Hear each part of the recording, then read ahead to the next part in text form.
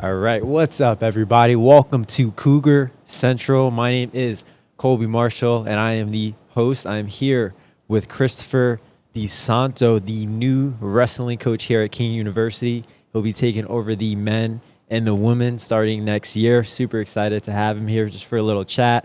I want to talk a little bit about the recent rise we've seen in wrestling, both on the men and the women's side. And when you think about not only the college level, but high school, the professional level with the Olympics, I feel like wrestling is really on the rise. Talk a little bit about that. What do you think has contributed to that rise in recent years? I think it's just an increase of participation, and that goes along with some of the different. It's a different sport from compared to like all your other, football, softball, baseball. Wrestling is just different in all aspects. It teaches you a lot about. You can apply a lot of what you learn in wrestling to life. With the Olympics coming up, they just had the women's wrestling, so that was pretty big in getting the word out. There's a lot of social media people who get the word out about wrestling, especially on the women's side. With the increase of women's wrestling, you're also increasing the men's side because the word's getting out about wrestling. So, you hear, you have this school who has women's wrestling, and I'm a man. And I didn't know my school had wrestling. Now here I am. Oh, well, let me get into wrestling. MMA is definitely bringing attention to our sport. The best MMA people wrestled. Mm-hmm. Look at Bo Nickel. He's like a 4-time national champ in wrestling, and he's undefeated in UFC. Ron Jones, he's another national champ, doing really well in UFC. So it all translates to that. And with the rise of the UFC becoming so big, I think that wrestling plays a major part in that. And people want to learn how to wrestle so that they can participate in MMA. WWF, I didn't know it wasn't like that when I stepped on that mat first time. I had no idea what to expect. I did lose every match in second grade. Didn't win one match, and I kind of gave up on it. And then in 7th grade, I kind of got back into it, watching my older brother wrestle in high school. His last year in high school really kind of kind of influenced me a little bit to try again. And then I had some really good recreation coaches who played a huge influence on why I kept coming back. And I got a little bit better. In my 8th grade year, I got a little bit better. And then by the time I got to high school, I wasn't a great freshman. I was starting 189 on varsity, and maybe I had a 9-16 record. But I was winning, so it kind of just, Got 9 wins. if you just keep winning, and I was enjoying it. And then sophomore year, I got a little bit better, and so on and so forth. So, those are the things that influenced me in high school. Once I got out of high school, I came here and we didn't have a team.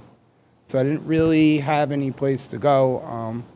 I did join a fraternity, and I met some fraternity brothers who wrestled in high school. I worked at East Campus as a lifeguard, and they have a wrestling room. They had a wrestling room down there, or at least mats. So that's where I'd get my fun time. And a bunch of my fraternity brothers would go down to East Campus, and we'd roll around, have a couple scraps. But that's where I really got better as a wrestler. I have an older brother, and he was coaching Union City. Union City was a new program at the time. They just started it, and he asked me if I wanted to help out. So I would go with him, and I'd coach. We did for about 6 or 7 years. And then that was it. I stopped wrestling. Kind of took some time off for no reason. I didn't really have a place to wrestle. Right? I moved back home with my parents, and then went to work after college. It wasn't until I got a job at Bergen Community College where I was in the hallways one day, and I realized they had a wrestling team. Wow. And I was just fortunate enough to be in that hallway that day and to walk in and meet the coach, and Ed Kojaki. He's a 3-time state champ for New Jersey. And I asked him if he needed help. and he was very kind to me, and he said, come on, you can come on any day you want. So I That's helped him awesome. out for a year. By my third year of volunteering, he was retiring. Wow. And he recommended that I take over. So I've been doing that now since 2016. What kind of went into the decision to come here and to bring wrestling back to Kean University? You know, it's a great question. I love working at Bergen. This is where I work full time. But I just needed to change. I wasn't feeling the support that I feel like I am here. The support here from the administrators, news, the media is just unbelievably, and it's just unbelievable. I wouldn't have thought this coming in, and now that I'm here, I'm like, wow, this is great. This is a 4-year school. They're going to support you, and especially because wrestling's, I feel like wrestling, they just hired a wrestling coach, they just started a program, so they want to throw a lot of that support, and I love it. I feel it. I'm into it. I dig it. I can't wait to start the season. That's awesome. That's awesome. That's really exciting. So you spent the past few years at Bergen. What do you think, with your experience there, how has that influenced your view on what it takes to be a successful program Sure. that you're going to bring here to Kean?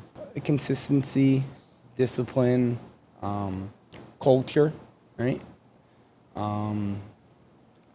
Those are few things that I focus on. I feel like if you're consistent in life too, right? If we're consistent in life, we're gonna go far, right? Consistency is everything. I can, for an example, losing weight.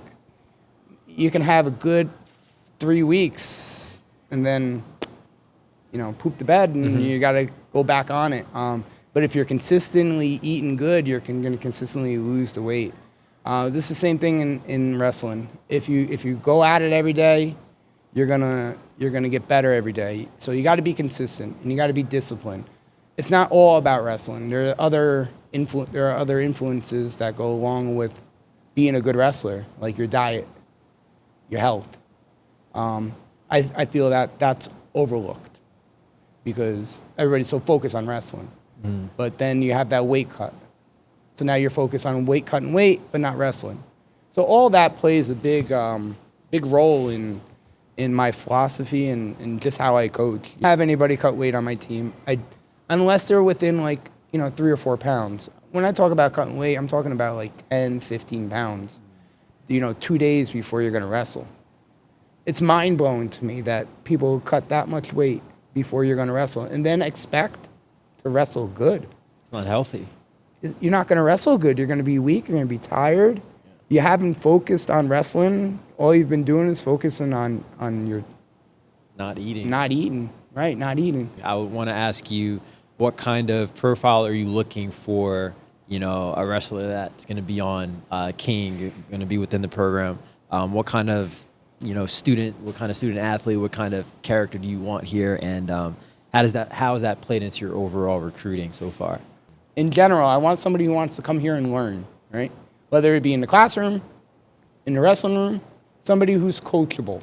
And that's not hard to find, right? And you can develop that, right? So I don't expect everybody to come in here to be an amazing student. But what I do expect is them to try and to give an effort. Or what does an effort look like? It's being consistent, it's being disciplined, it's being everything that we just talked about. That's what I'm looking for. I really just want somebody to come to Kean and school first, family, wrestling, something like that. And if you're a religious, God, family, wrestling.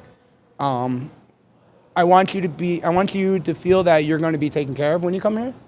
All right, I'm going to create a culture of love and family and build off that. Nice.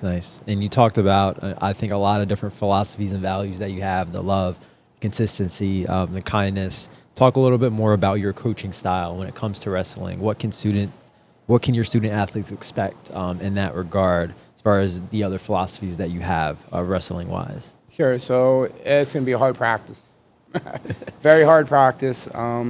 I like to drill a lot. I don't do a lot of live wrestling in the beginning. of the season, I like them to want to wrestle. Okay. So when you get to your match, you haven't wrestled a lot, but now you get to your match and you want to wrestle. You're itching for it. That's not to say that we don't live wrestle.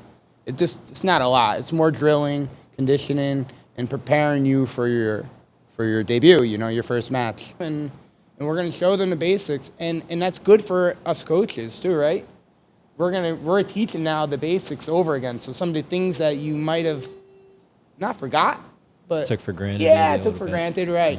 Now you're relearning this stuff too. So it's actually really, really cool. It's going to be a really cool process to teach somebody who's brand new, and then go to your men's practice where he's possibly been wrestling for 15 years, and now getting into more advanced. So it's going to be a really cool overall experience for men and then women. And it's exciting. It's super exciting to learn about a new team. It's super exciting to start a new season. I'm always excited to start a new season, but this year I feel like more pumped. As you should. Division III, I'm ready to rock. Awesome. I'm ready to go right now. Get my team Take it on. to the mat. Yeah, let's go. Well, yeah, honored to help this get kick-started and to help Yes. you get, like you said, voicing everything out. So Yes, I appreciate you having me on. This No. has been a wonderful experience. thank you so Thank you much. so much. Appreciate it. Yes, thank you.